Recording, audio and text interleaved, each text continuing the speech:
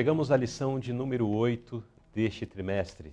Um trimestre onde estamos considerando sobre tesouros da verdade e vivendo a vida cristã. Muitas lições práticas e aqui nós continuaremos falando de algo muito prático também na vida do cristão. A lição de hoje vai nos apresentar mais uma vez, ou sob uma nova ótica, a questão de nos livrarmos de um compromisso com o pecado, que é natural, para passarmos a ter uma vida diferente, de compromisso com o céu. O título da lição é Casado com Cristo. Em Salmos 51:10, lemos assim: Cria em mim, ó Deus, um coração puro e renova em mim um espírito reto. E na inspiração ainda lemos: Tudo que deve ser feito sob a ordem de Deus pode ser cumprido pela força que Ele mesmo fornece. Esses aspectos nós estaremos considerando então ao longo desta lição. Vamos ao primeiro tópico, que tem por título a lei. Irmão Francharli, como a palavra, a Bíblia, define a lei quanto ao casamento? Luzilei, a palavra define que o homem está sujeito à sua mulher, ou vice-versa, enquanto ele ou ela viver. Então, a palavra define que o que dissolve o casamento é a morte. Não é a primeira briga, não é nem mesmo o adultério. Certo? O que dissolve um casamento é a morte. Essa é a definição da palavra. E interessante que esse texto de Gênesis capítulo 2, verso 24, que aqui é o primeiro casamento na terra, né? Eu acho muito interessante essa expressão, né? Porque deixará o homem, o seu pai e sua mãe, e apegar-se à sua mulher, e serão ambos uma só carne. A melhor ilustração que eu acho para isso aqui, Luzilei, é a gente pegar duas folhas de ofício, papel de ofício, né? A gente coloca cola, certo? E depois você une de forma bem perfeita as duas. E espera secar. Ali não é mais duas folhas. Ali agora é só uma folha. Se eu e você, Luzilei, tempos depois que aquela cola secou, quiser separar aquelas duas folhas, certeza que nós não vamos mais conseguir. Não consegue. Vai ficar, ambos os lados, vai ficar parte um do outro. Vai ser um desfacelamento de uma vida, de duas vidas que viraram uma, né? Então, não tem jeito. A lei do casamento estabelecido por Deus, essa união é somente a morte. Essa é a essência dessa pergunta aqui. Que está sintetizado numa parte aqui do verso de Romanos 7:2, que diz assim: enquanto ele viver, ou enquanto o cônjuge viver, está-lhe ligado ou ligada pela lei. Correto. Então, a lei do casamento apresentada na Bíblia nos traz isso. É claro que a Bíblia nos apresenta outros aspectos relacionados ao casamento. Sim. Né? Nós temos lições que vão abordar com mais profundidade a questão do casamento. Mas para a lição que nós estamos considerando hoje, o aspecto principal é esse, que a lei do casamento determina que o cônjuge está ligado ao outro, enquanto este outro então, estiver o que vivo. dissolve o casamento é só a morte. Exato. É o que está claro aqui, né? Exato. Agora, qual é a diferença entre não saber de fato o que Deus quer de nós, em contraste com o ato de zombar ou ignorar intencionalmente as orientações que o céu revelou? Ou seja, qual é a diferença entre aquele que não tem conhecimento e, por outro lado, alguém que tem o conhecimento e fala, eu não quero, eu desprezo, não estou nem aí para isso. Qual a diferença entre um e outro diante de Deus? Eu vejo assim, aquele que conhece e escarnece, como aqui o Pedro traz um exemplo da vinda de Jesus, né? Pedro fala que nos últimos dias virão escarnecedores. Quem são os escarnecedores? São pessoas que conhecem e eles vão ficar cobrando onde está a promessa da vinda de Jesus. Ou seja, não eram pessoas que não conheciam. Isso, eles sabem da vinda de Jesus. E eles vão ficar, cadê esse Jesus que vocês tanto falam aí, crente, que não aparece? Então esses aqui estão numa situação assim, complicadíssima, porque eles são conhecedores, mas estão escarnecendo, estão blasfemando contra a palavra. No caso aqui, agora, a pessoa que não tem conhecimento, não chegou até ele a luz da verdade, a luz do casamento, a gente sabe que Deus não leva em conta o tempo da ignorância. Porque Deus seria injusto ele julgar alguém por uma lei que ele não conhece. Exato. Então, a lei do casamento, quando Paulo fala lá em Romanos 7, ele fala, eu falo aos que conhecem a lei. Ou seja, Paulo está dizendo que aquele princípio do casamento indissolúvel, que só a morte que deve rompê-lo aqui, é para os que conhecem a lei.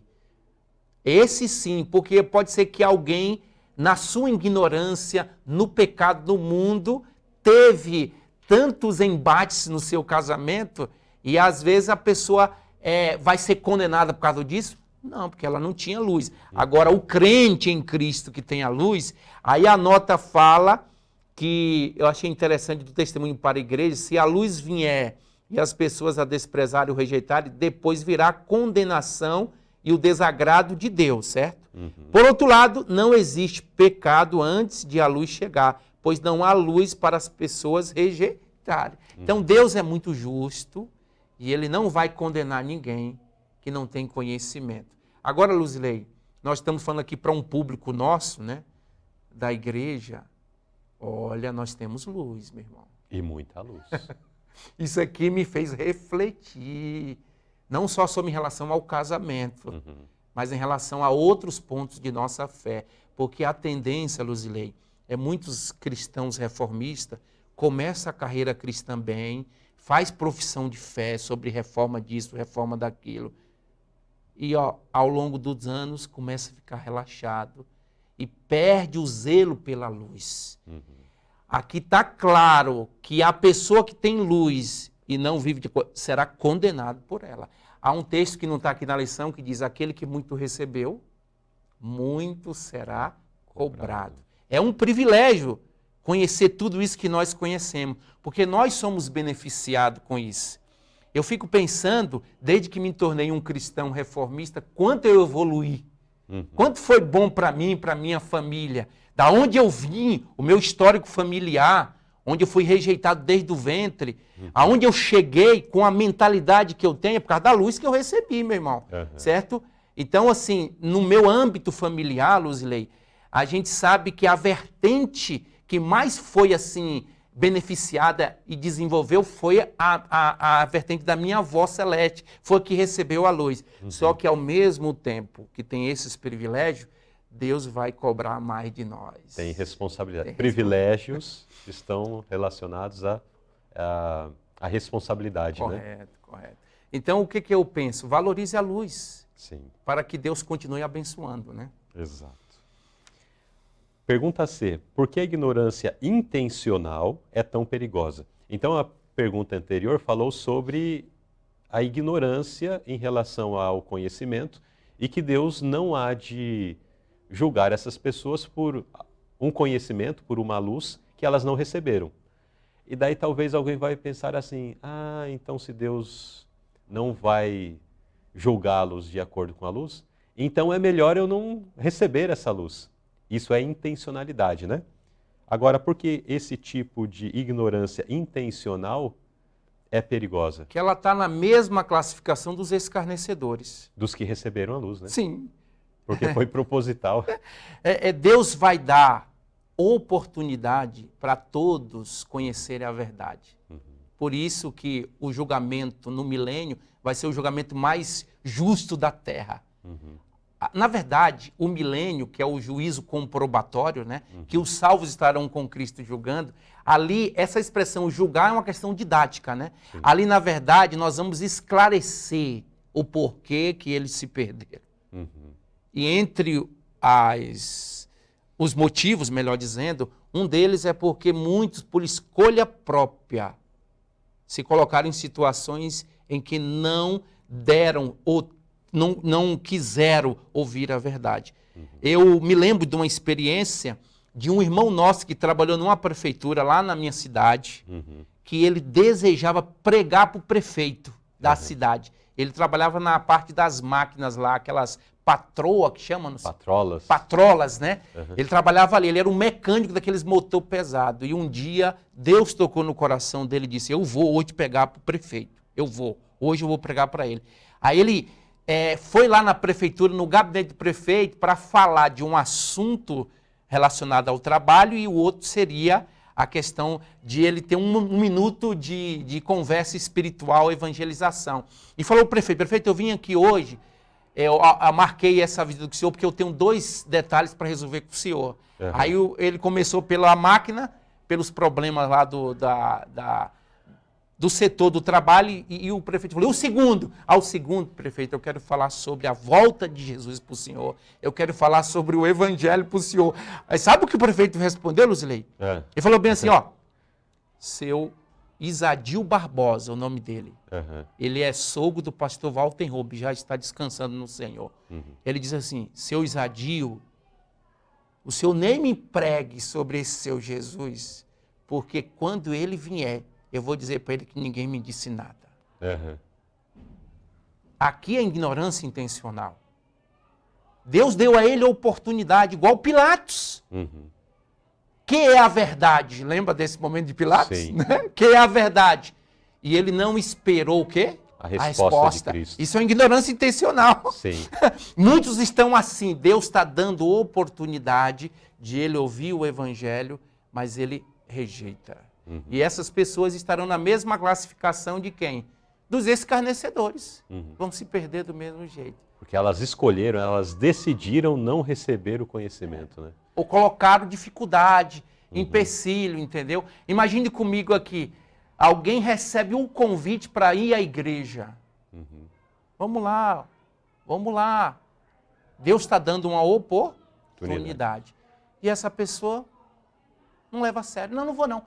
Essa pessoa não valorizou o privilégio. E tem muitos exemplos que nós poderíamos dar, né? Então, precisamos refletir que Deus vai dar chance para todos ouvir a verdade. E o ápice disso vai ser na chuva serôdia. Certo? Hoje, ainda existe a igreja verdadeira e as almas sinceras em todas as igrejas no mundo. Hoje ainda o cenário religioso é esse. Sim. Tem o povo de Deus e tem as almas sinceras em todas as corporações religiosas. Por isso não devemos julgar ninguém, porque Deus vai salvar cada um na luz que conheceu. Mas quando vem a chuva serôdia, que é o tempo do refrigério, ou o batismo do Espírito Santo, o alto clamor, né, que vai acontecer, essa vai ser a última oportunidade para separar o joio do trigo. Quem é sincero vai ter que tomar posição ao lado do remanescente. Quem não for, vai cair na ignorância intencional. Você vê que coisa interessante, né? Sim, exatamente.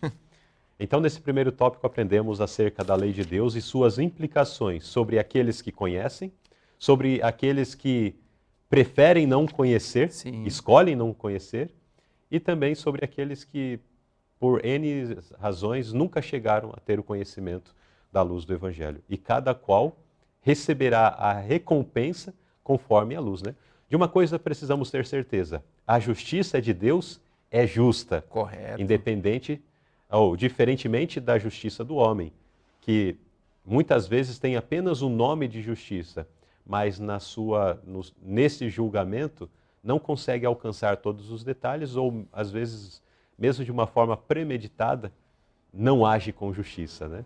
Mas Deus é justo, julgará cada ser humano conforme a luz que recebeu e também conforme as oportunidades que teve e foram negligenciadas. Verdade.